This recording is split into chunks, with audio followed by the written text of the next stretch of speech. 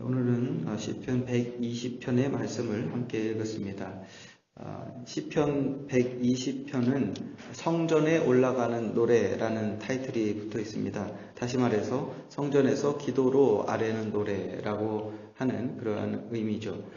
시인은 내가 환난 중에서 여호와께 부르짖었더니 내게 응답하셨다라고 하면서 자기가 그 이후로 2절 이후로 보면 어떤 기도를 드렸나 우리에게 말하고 있습니다. 여러 가지 우리가 기도가 있는데 이 시인의 기도를 보면 우리가 하나님 앞에서 어떤 기도를 할 수 있는지 또 어떤 기도를 해야 하는지를 알 수 있습니다. 특히 시인은 거짓된 입술과 속이는 혀, 그 혀에서 나오는 자기를 향한 악한 말, 속이는 말, 이간하는 말, 협박하는 말, 유혹하는 말, 또 마음의 평화를 빼앗는 그러한 말들로부터 자신의 생명을 건져주실 것을 하나님 앞에 간구하고 있습니다. 그런데 여기서 우리가 주목할 것은 이와 같은 거짓된 입술과 속이는 혀가 시인이 내 생명을 건져주소서라고 간구할 만큼 사람의 생명을 앗아갈 정도의 위협적인 사단의 무기라고 하는 것입니다. 그래서 4절에서 시인은 그것이 사람을 꿰뚫어 죽이는 장사의 날카로운 화살과 같고 모든 것을 태워버리는 불씨가 되는 로뎀나무로 만든 숯불과도 같다라고 그렇게 비유로 말하고 있습니다. 우리의 혀의 말의 중요성은 이미 우리가 야고보 사도의 경고를 통해서 익히 알고 있는 바입니다. 사도 야고보도 말하기를 작은 키로 큰 배가 움직이는 것처럼 혀가 사람을 움직인다고 말을 한 바가 있습니다. 그 혀의 말로 사람을 죽일 수도 있고 사람을 살릴 수도 있는 것입니다. 작은 불씨가 많은 나무를 태우는 것처럼 혀는 불이라고 했습니다. 그냥 한 사람의 말이 그 한 사람으로 끝나는 것이 아니라 불이 한 번 한 나무에 붙으면 그 숲 전체를 태워버릴 수 있는 것처럼 가공할 능력이 있는 것이 바로 혀의 말이라고 하는 것입니다. 또 야고보는 혀는 쉬지 않는 악이요 죽이는 독이 가득한 것이라고 그렇게 경고를 하고 있습니다.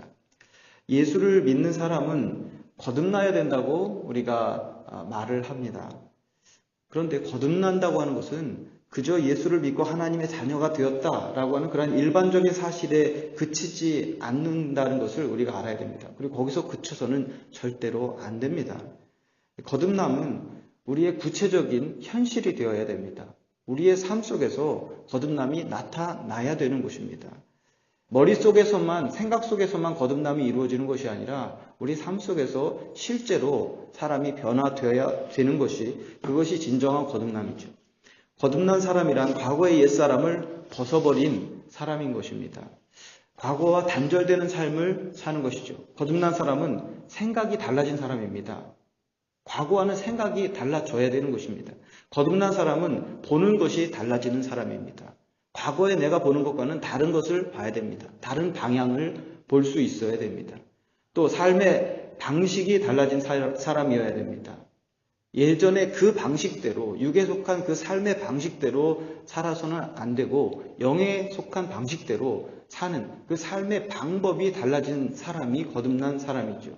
마음 쓰는 것이 달라진 사람이 거듭난 사람입니다. 거듭난 사람은 마음을 쓰는 것이 달라야 됩니다. 하나님을 대하는 방식이 달라진 사람입니다. 거듭난 사람이, 거듭났다고 하는 사람이, 예수를 믿었다고 하는 사람이 예전과 똑같은 방식으로 하나님을 대한다고 한다면 그것은 진정한 거듭남이 아닌 것입니다. 마찬가지로 거듭난 사람은 다른 사람, 이웃을 대하는 방식에 있어서도 달라져 있어야 됩니다. 예전과는 다른 방식으로 사람들을 대해야 되는 것입니다. 그 중에 한 가지가 바로 말이죠. 거듭난 사람은 말이 달라진 사람입니다. 말하는 내용이 달라진 사람이고 말하는 방식이 달라진 사람입니다. 거듭난 사람은 한 입으로 찬송을 하고 또 한 입으로 저주를 하지 않는다고 그렇게 사도 야고보는 이야기를 하고 있습니다.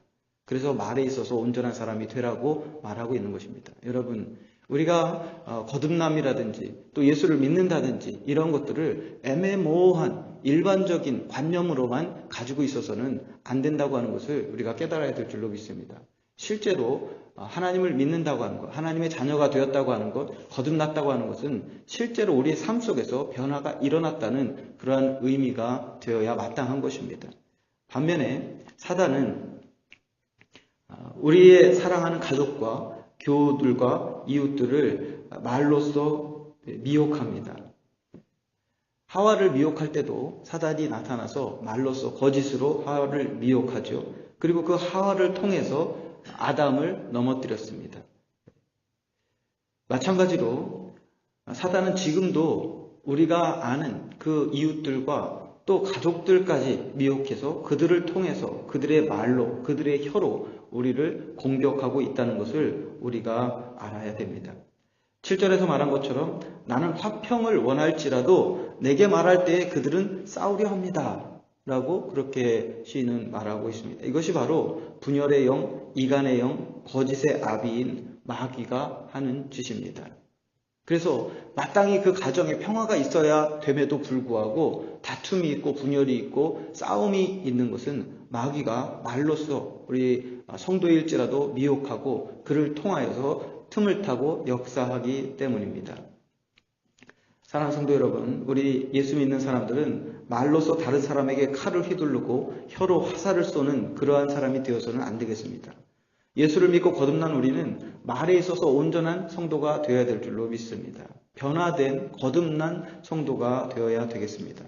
그러면 어떻게 하면 우리가 변화될 수 있는가?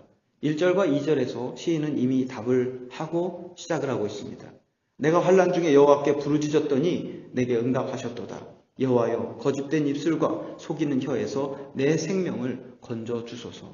라고 그렇게 기도를 올리고 있는 것입니다. 사랑하는 성도 여러분, 다른 사람이 말로써 나의 생명을 위협하는 화살을 날릴 때에 하나님께 기도로 피하시기를 바랍니다. 사단의 불화살을 막는 믿음의 방패를 드시기를 바랍니다. 반대로 여러분이 사단의 미혹에 넘어가는 일이 없게 그렇게 또한 기도하시기를 바랍니다. 나는 괜찮다. 나는 그런 사람 아니다. 방심하지 마시고 나 또한 말로 다른 사람의 생명을 위협할 수 있다는 그러한 경각심을 가지고 말로써 다른 사람의 생명을 위협하는 죄를 짓지 않게 해달라고 하나님 앞에 기도하시기를 바랍니다. 교만한 사람은 위험한 사람입니다. 선줄로 아는 사람은 넘어질까 주의하라고 그랬습니다. 나의 말을 살펴봐야 됩니다. 다른 사람이 나에게 상처 주는 것만 생각하지 말고 내가 내 입술로 혹시 내 혀로 다른 사람에게 화살을 쏘고 있지는 않은지 우리는 우리 자신을 돌아봐야 되는 것입니다. 그것이 바로 거듭난 사람의 삶의 변화된 태도인 것입니다. 사랑하는 성도 여러분, 아무쪼록 그렇게 우리는 말에 있어서 온전한 성도가 되고 그로 말미암아 평화를 가져오는 그로 말미암아 가정이 하나 되게 하고 교회가 하나 되게 하고 또 가는 곳마다 그리스도의 평안을 전하는 그러한 평화의 사도들이 다 되시기를 주님의 이름으로 축원합니다.